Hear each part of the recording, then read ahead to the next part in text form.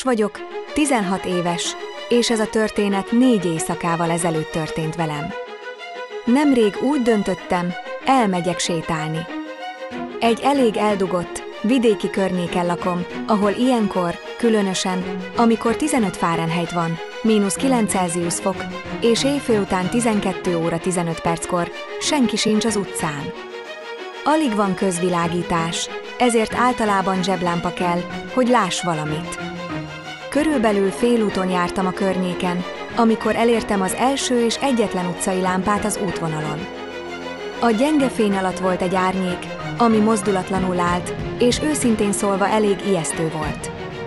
Az az érdekesség az úttal kapcsolatban, hogy épp hogy csak elfér rajta egy autó, így ha elmentem volna az árnyék mellett, olyan közel kerültem volna hozzá, hogy könnyen rám támadhatott volna anélkül, hogy időm lett volna elfutni. Álltam ott egy pillanatig, és üzenetet írtam apámnak. Először azt írta, hogy csak sétáljak el mellette, nem lesz semmi baj, de aztán dühös lett, hogy egyáltalán ilyen későn, a tél közepén az utcán vagyok. Úgy tettem, ahogy mondta, elsétáltam az alak mellett. De innentől végig a séta hátralévő részében éreztem, hogy valaki követ mindig ugyanakkora távolságban, se közelebb, se távolabb.